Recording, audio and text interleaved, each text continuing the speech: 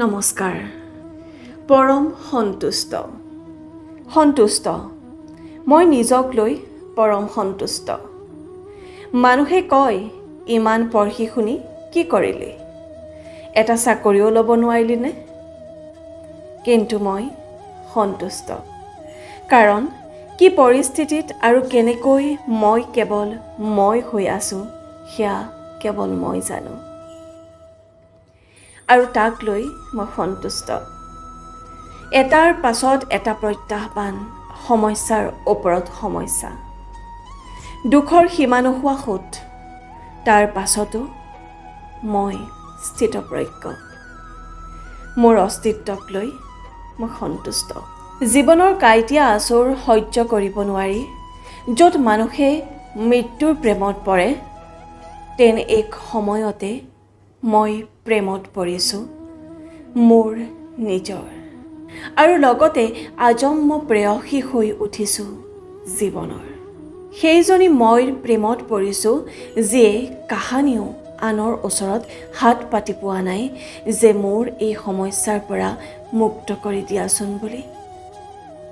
সেইজনী মই যিয়ে স্থিতপ্ৰজ্ঞ হৈ কেৱল আৰু কেৱল মানুহৰ কুকৰ্মবোৰ চাই গৈছোঁ আৰু ভগৱানক প্ৰাৰ্থনা জনাইছোঁ হে ভগৱান তেওঁলোকক ইমান সুখী কৰি দিয়া যাতে সিহঁতে আনৰ জীৱনৰ কথা ভাবিবই আহৰি নাপায়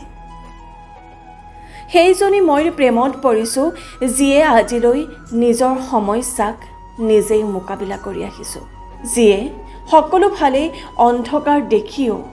নিজেই এক বন্তি হিচাপে জ্বলি পোহৰ বিলোৱাৰ সাহস ৰাখিছোঁ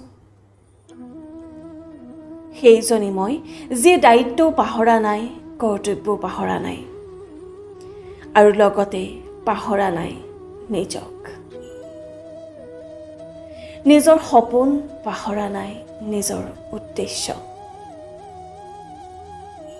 সাধাৰণ মানুহৰ মাজত থাকি সাধাৰণভাৱেই জীয়াই থাকি অসাধাৰণ ব্যক্তিত্ব অৰ্জন কৰাৰ দুৰ্বাৰ হেঁপাহ সেয়ে মই মোক লৈ সন্তুষ্ট আপোনাৰ চিন্তা শক্তিয়ে ঢুকি পাব নোৱাৰা কাৰণবোৰৰ বাবে মই মোক লৈ সন্তুষ্ট এয়া যোৱা 20 তাৰিখ মানে 20 ছেপ্টেম্বৰ ৰাতি 2 বজাত লিখিছিলোঁ কথাখিনি মোৰ মনত অহা কথা হয়তো কিছু ক্ষেত্ৰত মই নিজক লৈ লিখা কথা কিন্তু মই এয়াও জানো যে এই কথাখিনিৰ বহুকেইটি শব্দ বহুকেইটি লাইন হয়তো আপোনাৰো ক'ব মন যায় এই সমাজখনত যদি ভাল লাগে শ্বেয়াৰ কৰিব পাৰে যদিহে অকমানো আপোনাৰ হৃদয় চুব পাৰিছে তেতিয়াহ'লে প্লিজ কমেণ্টত জনাব আৰু মোৰ যদি এনেকুৱা বাবেৰিবাং চিন্তাবোৰ লিখিতভাৱে আপোনালোকে শুনিব বিচাৰে তেতিয়াহ'লে তাকো মোক জনাব বাৰু আজিলৈকে মাগিছোঁ বিদায় ধন্যবাদ